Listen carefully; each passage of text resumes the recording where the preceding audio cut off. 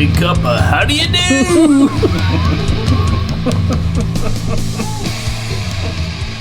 We rolling? Of course we are.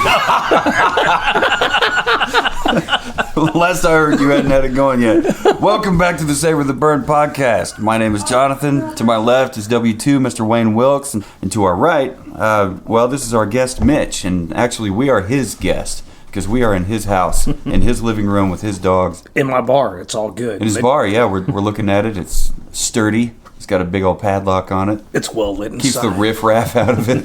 Yeah.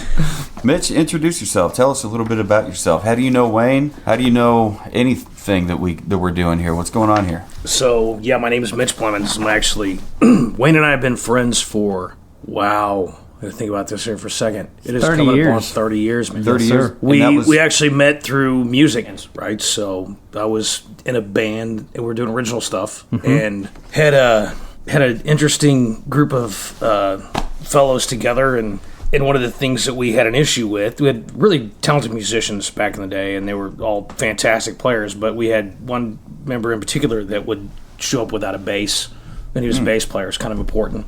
So, and then we had... And just to be clear, he's not talking about me. No, okay. Not at all. So that's not the Wayne all. I know. No, but, every once in a while, you got to, other things are more important, so your bass goes in pawn. So I'll just give you the nickname. I won't say any actual names, but we did nickname him Dimebag, because Dimebag always had a dime bag. Might not have had a bass to show up at practice, but he definitely, but... in this quest, and this is just, part of the day of musicians and how it goes. Sometimes, people get a little flaky and they do shit, and sometimes even they might be super talented, but they might have other interests that outside of music that affects the band overall. So at that point, we had to make that decision, and we were having issues with the drummer too. So we actually started kind of looking at drummers, because quite frankly, we could fill in bass. I had a bass, I could rough it out. Not a great bass player by any means. So the search started with the drummer, and we found a drummer who also happened to have an amazing bass player, a.k.a. Mr. Wayne Wilkes. And so through that journey, we got together and started jamming and formed another band.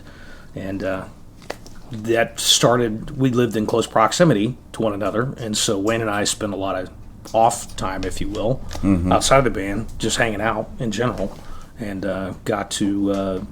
know each other and just built this phenomenal friendship and camaraderie that has lasted 30 freaking years. Yes, sir. And this was shortly after W2, you got here from St. Louis? Yeah, I moved up here from St. Louis to go to the Art Institute. Okay. And then somewhere in that whole process is when, this kind of all came to fruition, and it was kind of born. And so you met Mitch post Christian rock band? Ish. Right. Ish? Yeah. Right. Right in that same time period. Right in that same time period. Yeah. Okay. Yeah, and then it kind of, I don't know. Well, it feels like evolve is not the right word. Every bass player I've had in a church band, they've been kind of flaky with their dime bags and smelling like a hot box up there in the. So that's interesting that you brought that up, because the thing of it is that the drummer had a godfather, where was like the minister or youth minister over one of the local churches that was in our area. So it was one of the things that I lost with my bass player was a practice space. Oof. So I don't know how to say this any more direct, but not only the benefit of a drummer and a bass player, but that we had access to a practice space. Yeah. It just so happened to be in a church. Okay. Yeah, which kind of worked out. So you had to kind of tone things down a bit. Yeah, I met the drummer through the church that was up there, and so we kind of hit it off and started just jamming here and there. And then when we started looking and found Mitch and some guitar players, the drummer's godfather, like he said, was the minister, and the minister was like, "Oh yeah," he goes, "It was a church that had an old chapel that was the original." The original building, and then they built on from there, and so they had the original space, auditorium. That's the word I was looking for. Okay. That they didn't really use for a whole lot, and so that kind of became a place that any night that there wasn't something going on in the church, it was free game for us to use as a practice space. And it's funny because outside of that, I had actually taken vocal lessons in that same. They had a teaching facility attached to it. I had taken guitar lessons up there as well. It was just a really good kind of hub of the community, and it was a cool space, man. man. Yeah. And honestly, it was a huge stage, had a great sound system. It was just, it was pretty freaking. And it was a cool place. I had forgotten, but they also owned what used to be, I think, was an elementary school that was part of the church. And at some point, it's been a minute, so I'm a little fuzzy on some of the details. But at some point, we moved from the actual church to the school, which had a gym that had an actual stage type area. Okay. And that became our main practice space, which ended up being great because we could practice there literally anytime we wanted to because it wasn't being used for anything. It was actually, they owned it, but they actually weren't using it. I forgot about that. You're absolutely right. That's exactly what it was. It had been a grade school, and so we had this awesome gymnasium auditorium with a great stage and just another great facility and practice space. To back up a little bit, we just started this podcast. Just 3 weeks ago? Just a few weeks ago. Yeah. I'm very excited about where this is all going and all that. But as we've kind of been talking it through and trying to figure out, what do we want to talk about? Where do we want to do this type of thing? We always kind of knew that we wanted to take this podcast mobile, whether that be out at a bar or to Weston up in the Whiskey Snug or down in the Bottoms at the West Bottom Whiskey Company or wherever it is, but to be mobile with it so that we could go out and about and record live in various places. And along with that, bring in guests and friends that share a common love of whiskey, of music, of all the above, all the things that we kind of love in this. And without any thought whatsoever, just right off the top of my head, I was like, we got to have my best friend, my good buddy Mitch, has got to at least be a guest, maybe recurring from time to time as needed. But oh God, I don't know if you want that. But We're gonna play especially that part if there's a by lot ear. of whiskey involved. Mitch earned the nickname The Rev because he could get going on a story, and before you knew it, it was a full-blown sermon. Okay. There's usually some alcohol involved. That's how that comes about for sure. Just so happens we've got alcohol involved right now. I'm looking. Amen, at this. sister. I am looking at this. Thank you. I am looking at this lovely glass. And, What is this? Thank you. Wait, do you want to intro this? What do we got here? Yeah, so we're coming up on the St. Patrick's Day time of year, and I thought, what a great opportunity for us to switch gears a little bit. We've been kind of going all over the place. We've started off with a variety of bourbons, one from New York, the Widow Jane, one from Kentucky, the Yellowstone Select, and from there we just finished up a series of scotches. And that Scotch sour still, I think about it. That was amazing. So I wake up in the night thinking about it. Like, nice. Yeah. We concluded. Come back to me. We concluded our Scotch. As I started kind of researching and digging into that, I found a recipe for a Scotch sour, and I had never heard of a Scotch sour.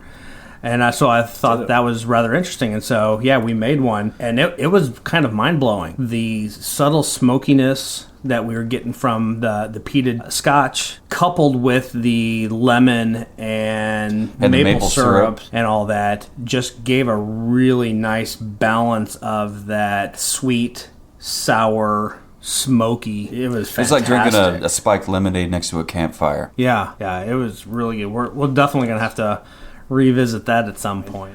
But fast forward on to today, and we're digging into some Irish whiskeys. And we got a couple of them kind of queued up to try. I think Mitch also came prepared with a couple others in case we needed a few extras. Indeed. But to start us off, I've got this was recommended to me from a friend, and so I got the bottle, and I couldn't be more happy with it. It is the Green Spot Single Pot Still Irish Whiskey. I'm quite excited about this, actually, because one of the gentlemen I drink with, or I have a coworker, I should say, from time to time we have a beverage, and this is one of his recommendations as well. So he is. I had some questions on maybe some other varieties of whiskeys to bring today, and this one definitely made the list. So I'm quite excited to try it. And my understanding is they essentially have 3 offerings. They've got a red spot, a green spot, and a yellow spot. Nice. In that order. And so the green spot is kind of their middle of the road quality, and their yellow spot is their higher end. This is about a $60 bottle. Their yellow spot bottle, which I actually saw at the liquor store the other night, is about a $170 bottle. Oh, shit. We'll take two. Why not? Why not? Right. Why not? You know what? 3. We don't want to leave Mitch out. So, and to this, I want to back up just for a second. You know, we brought up church earlier and practicing in a church and all that. And I do want to say that I'm mostly German and Irish second, so I've got a lot of Irish in me. But I grew up a Baptist, but I'm very much Catholic when I drink. My liver is very Irish. Okay. So I'm quite looking forward to this. I'm really dying to give this a taste and start talking about it. But I also wanted to take the time to mention, earlier this week, Jonathan, you passed on a video that you stumbled upon, and I passed it on to Mitch about a tasting tip.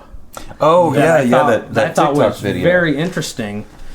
And what was it the guy said? For every year old the bourbon whiskey was, Right. you pour it and you let it set for 1 minute for every year. Yeah, per year. Before you touch it. Let it breathe. Right. Kind of like you do with the wine. You know, you open it up, let it breathe a little bit, and then you get into it. So I believe this is an 8-year, if I remember correctly.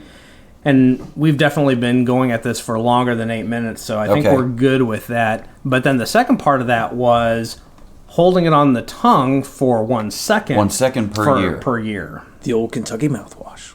Give it a good rinse.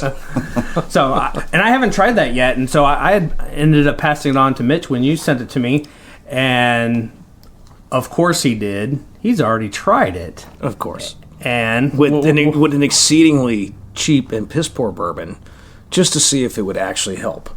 And believe it or not, I maybe it's just the influence of thought, sure, but I literally took a bottom shelf bourbon and said, well, which it didn't really have to sit very long.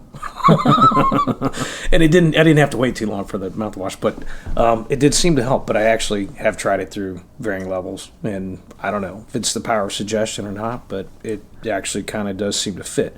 We drink neat around here anyway, so typically our glass sits open and Sure. airs, Right. and I'm a person that likes to take a moment on the palate anyway, and I would just have to concur and agree that it does seem to make it taste a little better. maybe a little bit more than just that anticipation. Right. What's it got for you on the nose when you smell it? I'm picking up a lot of different things. There's definitely some fruitiness I'm getting to some it that I'm apple. picking up. When it comes to Irish whiskey, for me, it's sweet, sweet smelling, like maybe vanilla but yeah, apple, like you said. Well, and Again, vanilla as well, It's hard for me to tell. and maybe some caramel notes a little bit. particularly with this one is classified as a single pot still Irish whiskey. The maturation. Maturation? Thank God for editing. You better leave those in there. The maturation on this is listed as ex-bourbon cask and sherry cask. So in the aging process, they're putting this in a former bourbon cask, and then at some point they're transferring it to a sherry cask. So I think that's some of the sweetness that I'm kind of picking up. Yeah, on the Yeah. taste on the far back end, you can kind of taste like some kind of wine influence. Let's give it a sip. Yeah, I'm definitely getting There's hints a lot of oak. Yeah, you think? Yep. I'm definitely getting. I'm still getting a lot of the almost. I get a lot of apple out of it. Not like there's a bouquet there for sure. Just glancing over at some of the tasting notes that I pulled on this, on the taste and on the palate, they actually note green apple. That's what it tastes, green apple for Yeah. sure. And it does have that sensuous, spicy body that they talk about here, too. They also mention pears and apricots, along with the green apples. A sensuous, spicy body, like dating a Latina. And just like Irish whiskey, like you fuck with them, you're going to get fucked with. It will ruin your weekend. It's very good. Yeah, this is really good. The spiciness doesn't linger the entire way down. It's which I would expect. What is this? Oh, alcohol 40%. No wonder. Okay, so it's only 80 proof. So that's why it's not like trying to fight you on the way down. Tavern strength. Yeah, it notes a moderate length finish, and I agree with that. It's not as sharp and blunt or short as the Compass Box. Compass Box did not last on the tongue for long. Yeah, the Compass Box, it was a fantastic Scotch, but the finish on there, it was done. It was smooth and creamy. It smacked you, and then it was out the door. Business. Yep. Sorry. You got some attack dogs. Yep. What's the pot still character? What character does a pot still? It says single pot, right? Yeah, single pot still Irish whiskey. So like, what does that bring to the table as far as tasting? Do either one of you know? I do not. That is one thing I have not dug into. It can't be. Okay, that's a good question.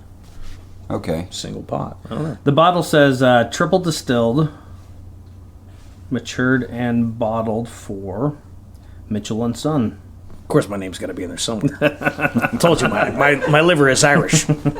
it says it's unknown when the exactly green spot was first produced, but by the 1920s, Mitchell and Son had bottled over 100 sherry casks of whiskey per year. That's quite a bit, especially in the 20s. Usually the whiskey was matured for 5 years and casked by the distiller and later blended, then matured by the merchant for at least 5 more years, depending on the spot brand name.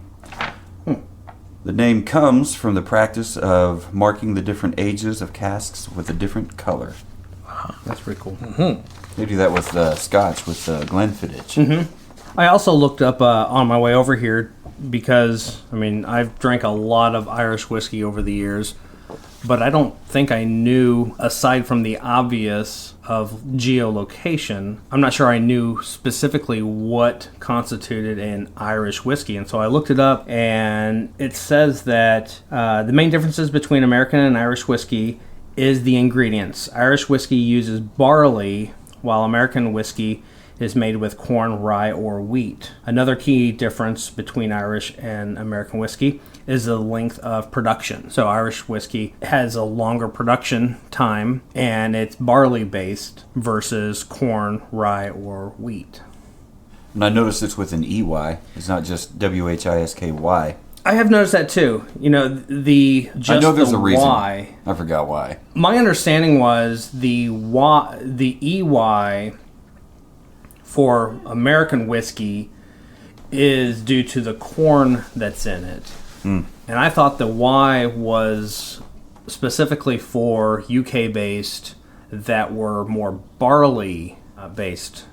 But I have also noticed, too, that I'm pretty sure most, if not all, maybe, I don't know, Irish whiskeys are with an EY.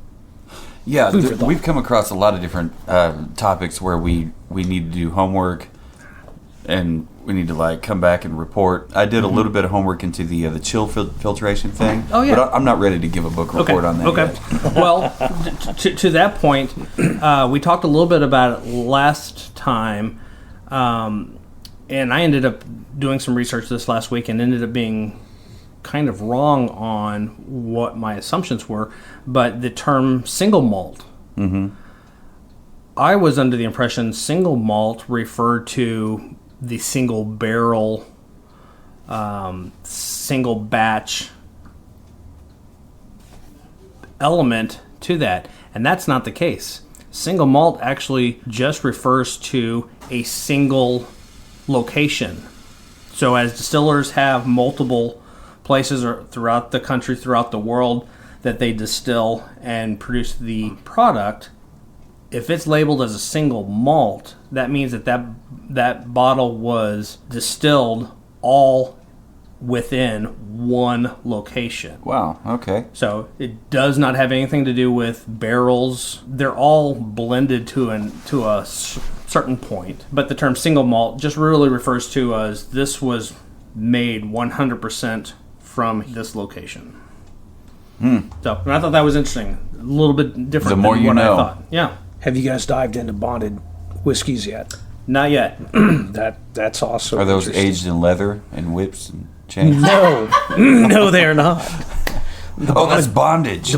Yeah. Oh, Damn it. Bondage bourbons. Bonded whiskey for it's a little off topic, but basically, it was back in the day, in this country, specifically for American whiskey, they didn't start bottling process till much later.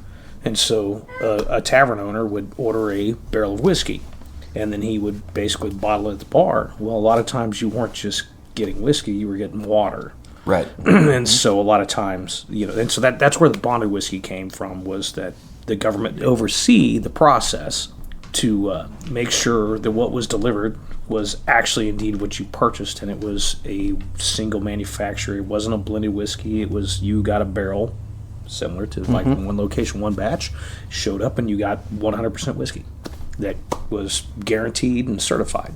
So, and there's probably more information there. I probably need to do a little homework on that, but in that same kind of idea, along those same lines. Well, maybe that's one thing the government is good for. There, exactly. Making sure we can get our drunk on properly. Government. And they have good cheese. Good cheese. Government cheese. Do you guys have a history with Irish whiskeys? Combined? Like, you remember like the first time trying Irish whiskey or like appreciating it? Sure. I'll go with a story on that. And this is interesting. I hadn't really had a Jameson before until, because this goes back to bands, and Wayne and I have been in a few different bands together over the years. But this particular band that we were in at the time, I think it might have been Below Zero or something like that. We were playing at, oh my gosh, I'm going to screw up the name now. What would have been, it was off Nolan Road. It was Nieners? Yeah, it was the old Nieners. Okay. And I think it was still Nieners at that point, before it was the pig and all the other things Yeah. it was. And so I remember just sitting there one night and a lot of before a show and having beverages at the bar, and just a group of people who were with just going through different shots and going through stuff. And Jameson was one of the ones that came up, and I thought that was a good freaking whiskey. What's this one's name? This is Willie. Willie. Chili Willie. Chili Willie. He has a Hawaiian name, though, actually. He's just been like in my face staring at me the whole time. Will you pet me? Yeah. Chili Willie, because when I got him, his eyes he just looked like Willie Nelson, like he was high all the time. He just totally had this little... But then come to find out he's actually got a Hawaiian name, too. Well, Hawaiians are pretty chill, too. Yeah. We're talking about Mitch's dogs here. He's got what kind of dogs you got here? Willie's a lab. He's actually half golden and half lab. And then 100% good boy. He's cool, but he's all up in the Kool-Aid for sure. And then Daisy, she's actually the chill one. She was supposed to be a lab, but turns out she's a lab Dane mix. Okay, that explains the size. Yeah, she's like half a horse. Yeah, she is. Yeah, the kids call her Horsey. She's a Chihuahua. Yeah. Right. Wayne needs to put his glasses back on. Yeah, she's cool. They're both awesome dogs. Yeah. Sorry to cut you off. You were saying? Oh no, it's all good. Oh yeah, Nieners. Oh my gosh, Nieners back in the day. How many times have we freaking played Nieners? I'm sure you have too, because dude, you've been doing this for a lot of years as well. We've all been in and out of bands, I think, a time or two to say the least. But you guys have. I think I played it once, consistent. and it was after it was remodeled from the. If you remember, the stage was over in the corner by the windows, Yeah. and then they moved it over towards a wall, which made sound a lot more right. difficult. That would have been But, the pig, the one it became the pig. with the pig. Yeah. when they moved it. Yeah. Yeah. It was kind of a crescent. I was gonna say, at that Stage. point it was like a rounded. It was stage. better in the corner. Like, every band sounded better in the corner than it did on that round stage. I think Sabbath Disciples played it once, and so did, we were probably calloused at the time. Many moons ago. Many I shut moons that ago. place down way too many times. Yes, sir. It never helped that knowing all the staff there. Exactly. And there were several times. One particular time, I think it was when it was Damage Control. Damage Control. My buddy Derek was bartending there, and we ended up Seven Dust came through town, and they were touring with Digital Summer, and Digital Summer was looking for, it was a Saturday night show, but they were looking for a Friday night kind of a warm up type of a show, and so both of my bands that I was in at the time, 1 Degree Difference and The Untorn, ended up playing that show with them. And long story short, when the bar closed, we kept right on going. And we ended up just going drink for drink with those guys until about 4 in the morning. And I was at work at 7. I was pretty rough, but I somehow still made it to work. But You weren't like homeless guy putting the cup in front of you rough. no. Okay. No. That was a fun story. I know that story. I saw that story. That was a fun story. You're a first-hand witness, huh? Oh my God. Yeah. 100%. Yeah. A fun story that I always think of when I think of Irish whiskeys, Irish in general, and music related. My middle son, Ethan, I remember way back when, I think it was probably 11 or 12, just getting into music.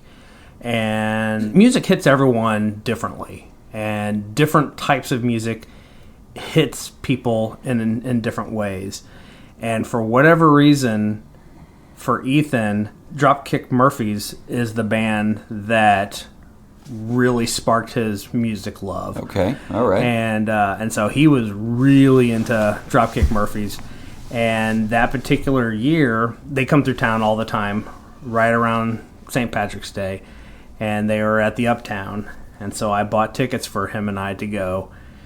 And he was excited. He had been listening to it like crazy. He knew all their songs, every word, beginning to end.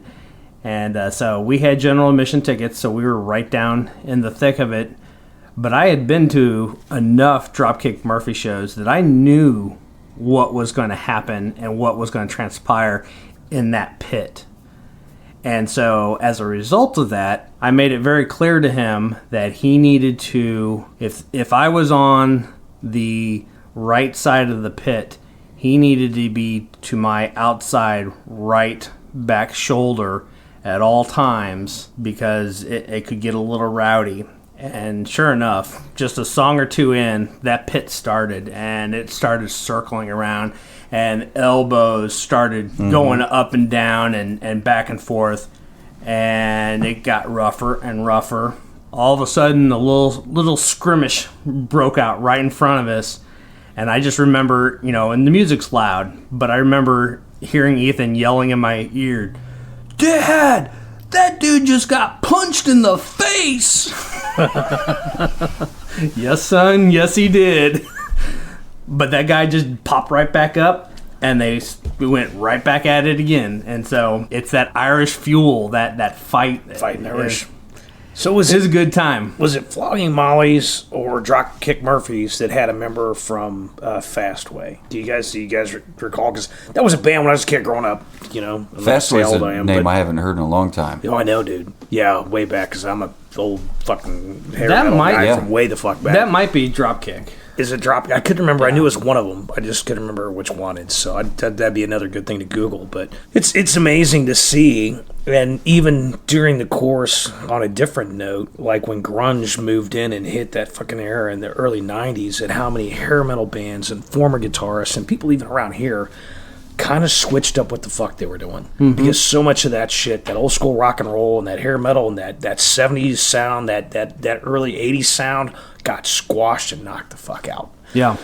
and we were trying to be a band during that point. And we had a guitar player at that time that still hadn't quite come around to that. Which is cool. But it was we all did, you had to adapt and survive and move into the genre of music that was. But it's I don't know, music is an ever-evolving thing. Absolutely. And I look at it no different than these bourbons and whiskeys that we're drinking. Yeah. Because with the maturity, not just the ingredients, but the maturity, the way they're handled, everything in the way it's delivered, it all hits your palate different. I mean, Absolutely. and depending upon where you're at, because when I was a young man trying Jameson for the first time, I went, this is the best fucking shooting whiskey I've ever had. And I thought it was great because it was a smooth, easy drinking thing. I've drank so much crap over the years, quite frankly. Everybody handed you pickle shots were a thing, because when your buddy handed you a shot that was cheap and horrible, you chase it with a pickle shooter because you want to erase it like it didn't fucking happen. Yeah. Now, a shot of Jameson, I actually fucking love. I'll savor it, and that's all good. And Jameson is entry level to what we're drinking here today. Yeah, quite frankly. So back to music a little bit. Yes. You know, Jonathan and I have talked a little bit over the last few episodes about our musical influences and kind of where we kind of came with that. I think it's safe to say all three of us are huge metal fans for sure these days. Never heard of it. Never heard of it. But that's not where you typically start. And so, you know, as you're kind of piecing together this and that over the years and gleaning this influence from, you know, a sibling or a parent or a friend at school or whatever, share a little something about, you know, where have you come from musically? You and I have the same start, I think, when it comes to this, and this is a common bond as well. I had an older sister, and back in the day, because I'm old as fuck and was born in 1992, but my sister would hand me down her old albums. Yes, I said albums, vinyl, by the Peaches. They came in like, we kept them in Peaches crates, and that was a record store in town. And so one of the first fucking ones I got a hold of, and I loved it just for the artwork. Oh, yes, sir. I'll take another pour. Thank you. Momentary pause for the clause. Momentary pause for a little pour. One of my favorite initial bands that drew me in, and a lot of it had to do with the artwork and just everything went around it, was Kiss. Because I think the first album was Love Gun, right? Because it had the whole album cover you could lay out, and it was cool because and back then it was artwork. You got the whole package deal. It wasn't just the album, the music. You had the cover art, and it wasn't just a download, right? It wasn't just you a download. You had liner notes. You had names in there of people you like. Who are these people? It actually came with a little cardboard cutout gun and like a target and like all the shit that went with it. And I mean, it wasn't just it was a whole experience, and it was pretty fucking cool. But I think that was kind of my first intro to rock and metal, if you will, back in the fucking day. And then it was cool. They had makeup, so it was a whole different. You know, you got to see these guys all dressed up. I mean, just the whole thing. Man. Wildly different. The world hadn't seen anything like that. Wildly different from like what the Who and Bob Seger and the Beatles or you go down anyway. The Stones, anybody else, you go back in that fucking era, or even popular for that era, even Black Sabbath, right? I think we would all agree. First grandfather metal, absolutely. Black Sabbath is where metal came from, absolutely. But Kiss came along with a completely different literal image, right, to go along with it. They had the whole idea of marketing for sure behind it. It wasn't just the music, and the music was great for the time. Simple. It definitely fit the need. And it's still great. It is. You can you tap your foot and enjoy it very passively. There's two types of listeners: passive and those that are musicians who are digging a little deeper. But yeah, you can just have fun. Great music. Sorry. I don't remember what year it was, but it wasn't that long ago. Maybe 10-ish years ago, we saw them down at the Sprint Center. Yeah, 30 for the 35th.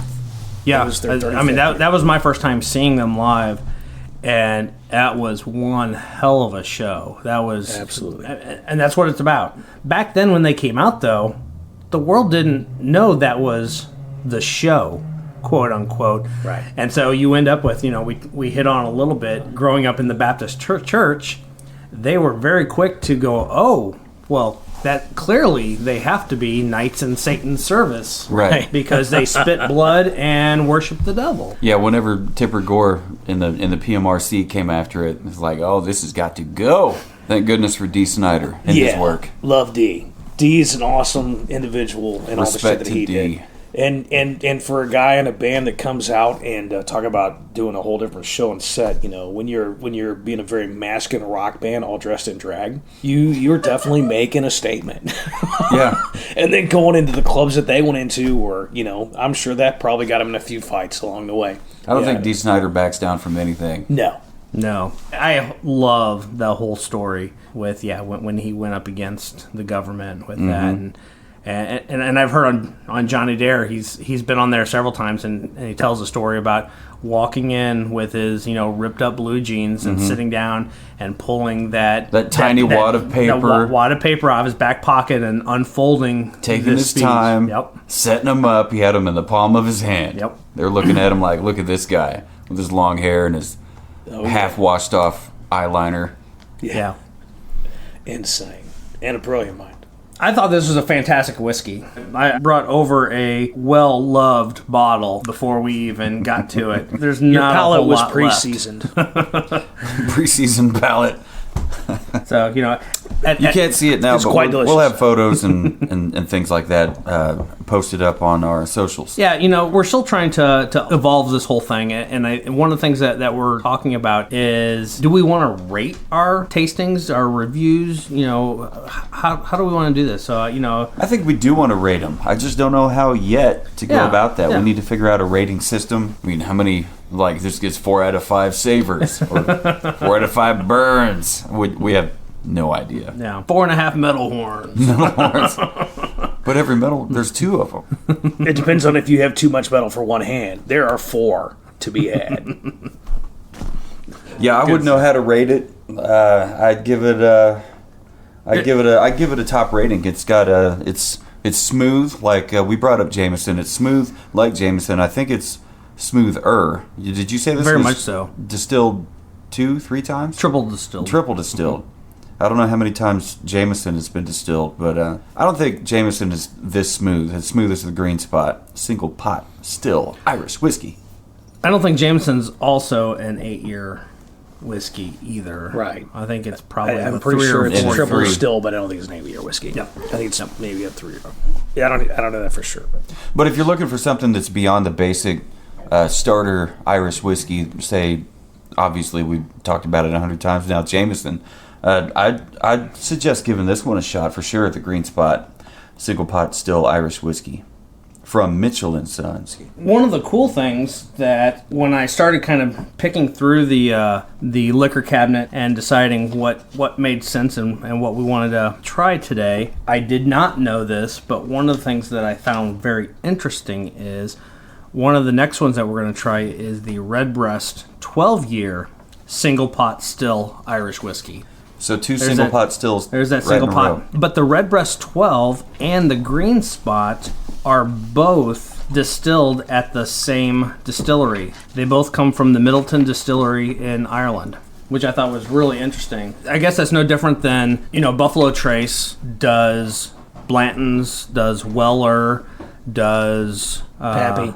Does They make Pappy. Yep, yes sir. There's a couple other ones that I'm leaving on there, but they do a handful of them. They all come from Buffalo Trace. Right. They all have their nuances and their specific recipes, but they're all being produced at the same distillery with the same equipment and that. Which begs the question of why are you going to spend $2,000 on a bottle of Pappy? A couple $100 unless you can find it for its true retail bottle of Blanton's when you can buy a $25 bottle of Buffalo Trace, which by the way, Buffalo Trace is a fantastic bourbon. It's good. There's just no ifs, ands, or buts about it. And it's not super pricey. We've talked about, on a group discussion with Mitch and some other buddies of ours, we were talking the other day about bourbons and all that, and we all kind of came to a unanimous agreement that $30 to $60 price tag is probably that sweet spot. Once you get much over that, are you really getting back out of it what you're paying for? I absolutely agree. You really might not. Depending on whether you're daily drinking, you can find really good bourbons, honestly, and I'll even go lower than that. I can find daily drinks in the 20s Sure. to the 30s and find a good, solid bourbon.